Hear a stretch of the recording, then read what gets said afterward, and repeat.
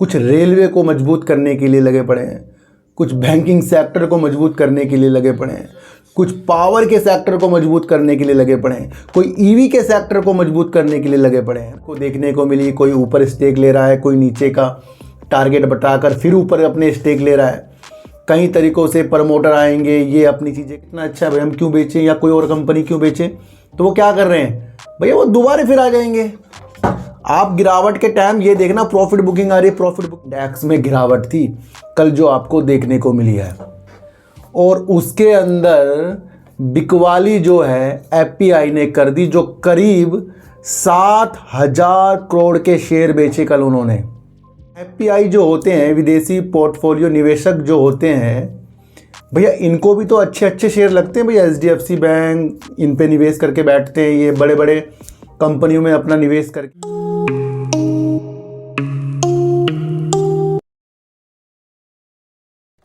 नमस्कार, मैं स्वागत करता हूं आपका अपने ही चैनल पर जिसका नाम है सार्थक बाजार से।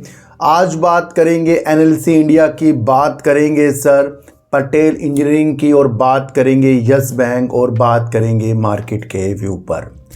देखो सर, कल भी मैंने आपको कहा था कि ये जो गिरावट है ये टेम्परेरी हो सकती है, क्योंकि चुनाव की स्थितियों को आप में या बाहर बैठे व्यक्ति या कोई और निवेशक सब अपनी अपनी नज़रों से देख रहे हैं।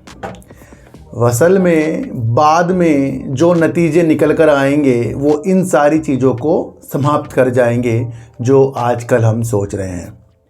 ये महीना जो है आपको पता ही है, जाना किस चीज़ में जाने वाला है, सोचने में जाने वाला है।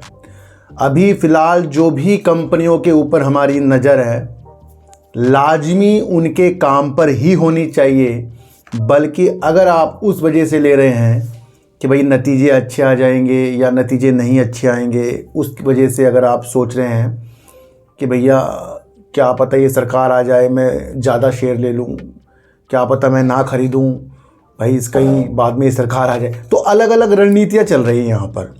सबको फिर भी अपना विशेष जो है माहौल को जायज़ा लेकर और अपनी स्थितियों को अच्छा कर कर आगे तक जाना है। ये एफपीआई जो होते हैं विदेशी पोर्टफोलियो निवेशक जो होते हैं भैया, इनको भी तो अच्छे अच्छे शेयर लगते हैं भैया। एचडीएफसी बैंक इन पे निवेश करके बैठते हैं, ये बड़े बड़े कंपनियों में अपना निवेश करके बैठते हैं, तो फिर ये क्यों तुरंत अपनी हिस्सेदारी को कुछ कम करके निकल कर प्रॉफिट कमा कर चले जाते हैं। इससे क्या अंदाजे लगते हैं कि भैया जब बाहर बैठा हुआ व्यक्ति यानी कि बाहर के निवेशक अपनी मंजिल को पाने के लिए मौके का बार बार फ़ायदा उठाते हैं और बार बार वापस फिर आते हैं, तो यहाँ से वो पैसा कमा रहे हैं।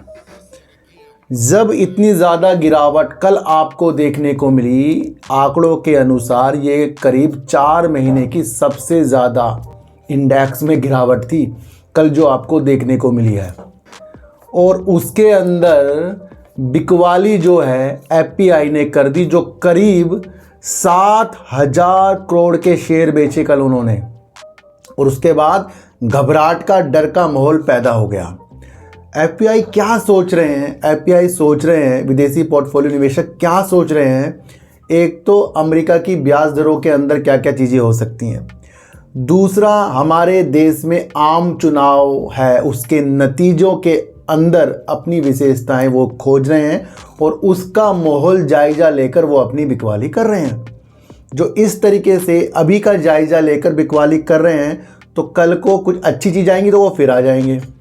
फिर भी आपको समझना है कि ये गिरावट काफ़ी ज़्यादा कल की थी, ये मैं आपको कल भी बताया था और आज भी ये बता रहा हूँ। तो यहाँ से हमारे दिमाग में क्या आ रहा है कि भैया जो माहौल चल रहा है वो चुनाव का चल रहा है, उन स्थितियों को आपको समझे। तो आपका विषय लंबे लॉन्ग टर्म का है, बात अलग है, सिप का है, बात अलग है। उन चीज़ों के अनुसार तो आप कभी भी निवेश कर सकते हो, वहाँ पर कभी भी शेयर के प्राइस को नीचे या ऊपर देखकर हमें नहीं खरीदना चाहिए, बल्कि उस विशेष तौर पर खरीदें कंपनी काम क्या कर रही है। इधर से एफपीआई जो अपनी बिकवाली कर कल के चले गए, उसकी वजह से बाज़ार में असमंजस है, और चुनाव की जो भी हलचलें हैं उसको देखकर वो चीज़ें देख रहे हैं। दूसरा, जो इस बार के तीसरा चरण हो चुका है चुनाव का, मतदान का जो परसेंटेज है वो कम है, तो यहाँ से अनुमान लगा रही जा रहा है कि बीजेपी की जो सीटें कम आएगी। तो ये भी एक बहका माहौल बनता जा रहा है। तीसरा, कल मैंने जैसे आपको बता दिया था बड़े बड़े घरानों का नाम, जो कल मैंने आपको वीडियो बनाई है और हरियाणा की चीज़ें बताई हैं, वो भी असर डाल के इन चीज़ों के साथ गई है। आपको समझना है भैया, ये जो दिन जाने वाले हैं बड़े ही उतार चढ़ाव में जाने वाले हैं, ये मैं आपको पहले से ही बताकर चल रहा हूँ।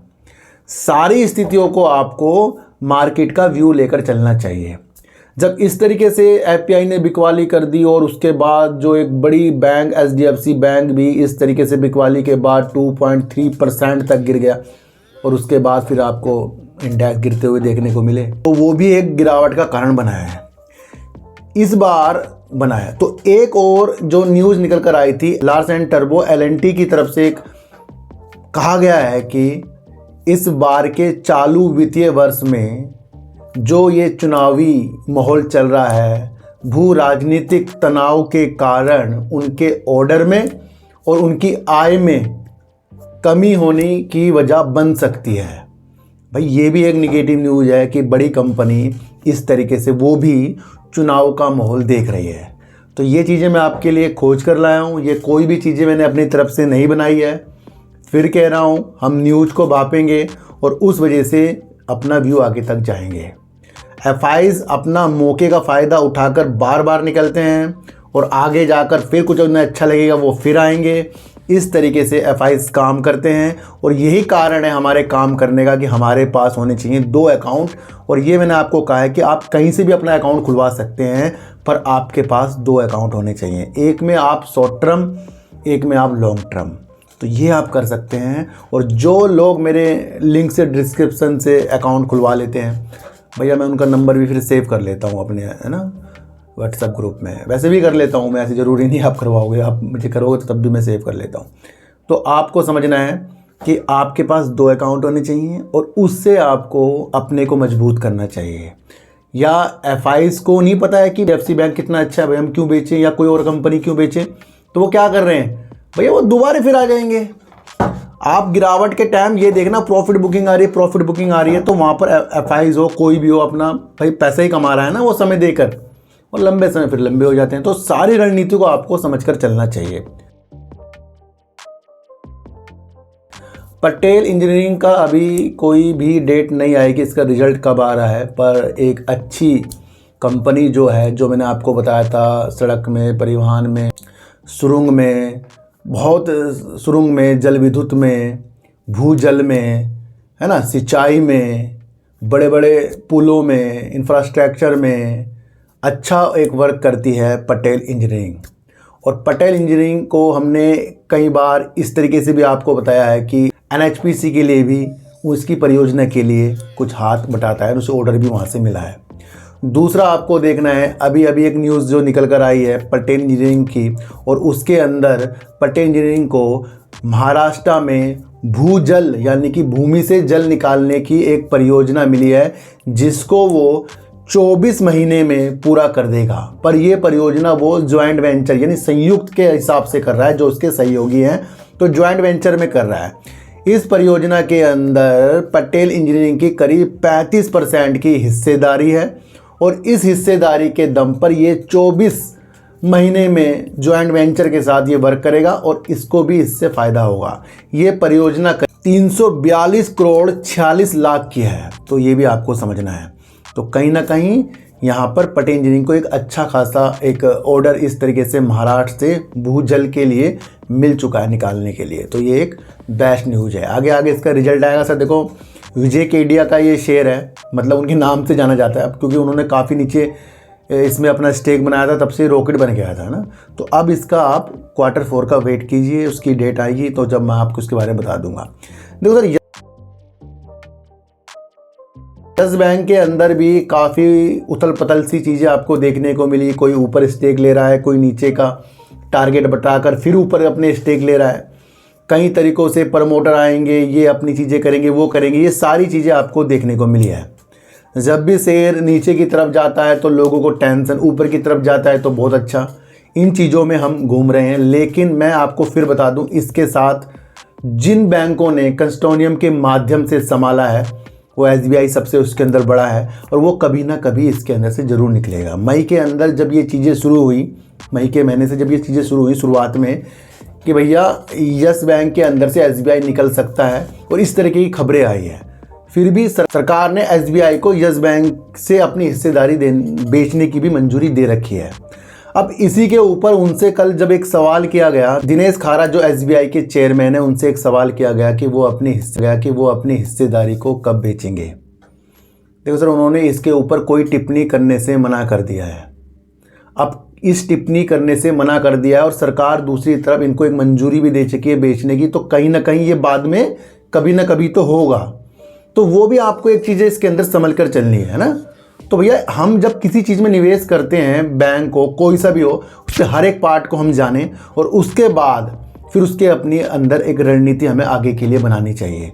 तो यस बैंक एक होल्ड करने वाला शेयर आगे की तरफ का हो सकता है। फिर भी आपको पता है टारगेट को नीचे की आ रहे हैं इसके अंदर, पर आप अपने हिसाब से देखें कि ये बैंक को जो मैं ले रहा हूँ उसके वर्क क्या है, उसने क्या प्रॉफिट किया है, अच्छा प्रॉफिट किया है, क्या उसने सेल को नहीं बढ़ाई है, बस वो चीज़ों को आपको देखो। और SBI इसके अंदर से कभी भी निकल सकता है, पर अभी इसके ऊपर कुछ भी चीज़ चेयरमैन ने बताने से मना कर दी। अब बात करेंगे NLC इंडिया के, और NLC इंडिया के ऊपर मैंने काफ़ी दिनों बाद आज वीडियो बनाई। आपको पता ही है 100 रुपये से इसकी मैं वीडियो बना रहा था, शेयर काफ़ी ऊपर की तरफ जा रहा था, फिर बीच में इसके ऊपर मैंने वीडियो बनानी बंद की है। देखो कंपनी क्या करती है, ये काले भूरे रंग के जो कोयले होते हैं उस पर ये वर्क करती है। लिग्नाइट यानी कि एक पत्थर होता है, उसके ऊपर ये वर्क करती है और उससे ही थर्मल पावर का उत्पादन करके व्यवसाय करती है। तो यानी कंपनी अच्छा वर्क करती है, जो अलग तरीके से ही वर्क करती है। और दूसरा आपको समझना है, ये आजकल नवकरणीय ऊर्जा की तरफ अपनी स्थितियों को और उन स्रोतों से बिजली उत्पन्न करके उत्पादन करने की स्थितियों के लिए आगे बढ़ रही है।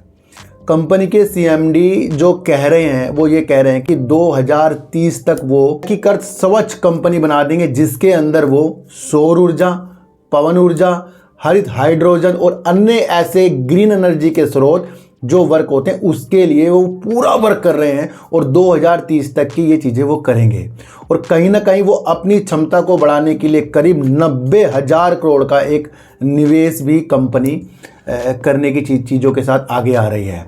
दूसरा आपको समझना है कि कंपनी का जो रिजल्ट आ रहा है वो 15 मई को निकल कर आएगा। इससे पहले का रिजल्ट ज़्यादा बेस्ट नहीं था, क्योंकि पहले इससे अच्छा प्रॉफिट दिया, इस बार उन्होंने प्रॉफिट कम दिया था।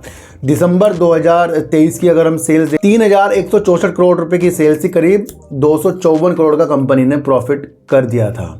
देखो सर, एक चीज़ मैं आपको और, मार्च 2024 का इनका शेयर होल्डिंग पैटर्न भी आ गया, जिसके अंदर प्रमोटर ने अपनी होल्डिंग को कम किया है, जो करीब 72.20% है। FIs ने अपनी होल्डिंग को बढ़ाया है, जो 2.39% है। और DIs ने भी अपनी होल्डिंग को बढ़ाया है, जो 13.38% है। सरकार जो कि तू बनी पड़ी है, जो इसके अंदर 4.31% है। और पब्लिक ने भी थोड़ी सी अपनी हिस्सेदारी को बढ़ाकर करीब 7.73% कर लिया है। यानी कि प्रमोटर कम हुए हैं थोड़े, पर FIs, DIs और पब्लिक ने अपनी होल्डिंग को बढ़ाया है। देखो सर, कंपनी का बहुत बेस्ट वर्क है और कंपनी जब अपने को इस तरीके से हमारे सामने रख रही है कि वो नवकरणीय ऊर्जा के लिए आगे बेस्ट वर्क करेगी, और उसके लिए इसने अच्छा खासा धन भी इस योजना के तहत लगाने की प्रक्रिया हमें बताई है।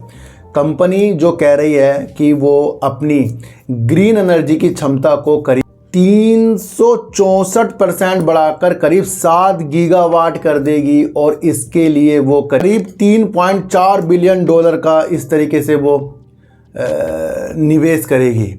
ये अभी देश हरित ऊर्जा पर अभी तक का किसी भी कोयला कंपनी से सबसे ज़्यादा है। यानी कि इस कंपनी ने सबसे ज़्यादा हरित ऊर्जा की तरफ अपनी दिशा को बनाया है। देखो सर, 15 मई का इसका रिजल्ट का इंतजार कीजिए। दूसरा, कंपनी स्वच्छ ऊर्जा की तरफ बढ़ रही है। 2030 के कंपनी लक्ष्य बता रही है और करीब 394% से बढ़ाकर 7 गीगावाट तक अपनी क्षमता को बढ़ाने की स्थितियों के साथ आगे बढ़ रही है। देश की एक अच्छी कंपनी है जो जल्दी में अपने को स्वच्छ ऊर्जा की तरफ पूर्णतया ढालने वाली है, और जिसके अंदर सौर, पवन, ये सारी चीज़ें उसके अंदर आएंगी। तो यहाँ से आपको कंपनी की बेस्ट चीज़ें भी आगे के लिए देख लेनी चाहिए। तो यहाँ से हमने जो आज की वीडियो NLC इंडिया पे बनाई है, इसके निवेश के ऊपर बनाई है, क्योंकि ये हरित ऊर्जा की तरफ बढ़ रहा है। तो यहाँ से हम दूर की मंशा एनएलसी इंडिया पर लगा सकते हैं। वैसे कल ये स्टेटस मैंने अपने व्हाट्सएप में भी लगा दिया था सर, है ना।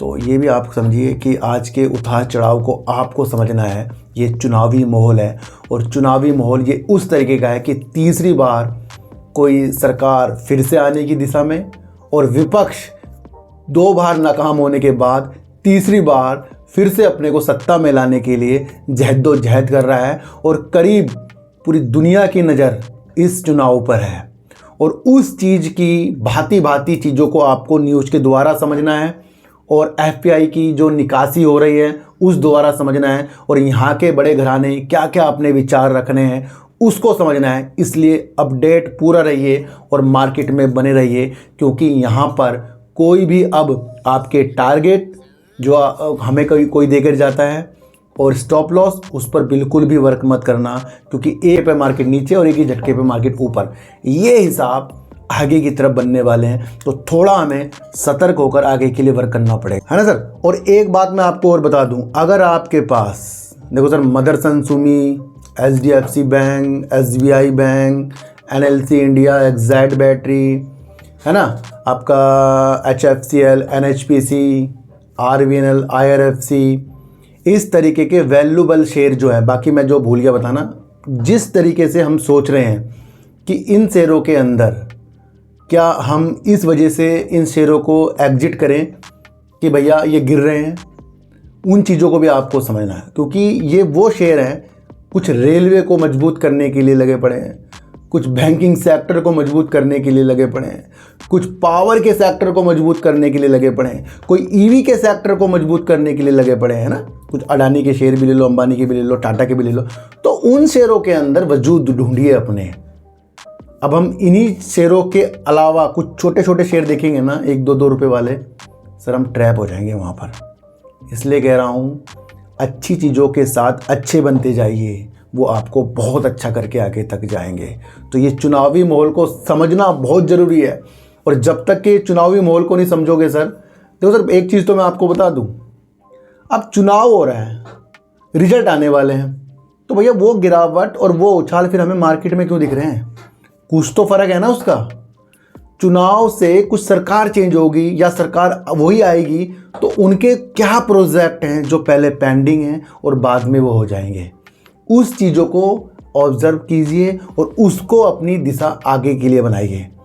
वरना ये जो 2 रुपये, 5 रुपये, 10 रुपये तक शेयर गिरेंगे, तो इससे हम सीख क्या रहे हैं? भैया कुछ नहीं सीख रहे हैं।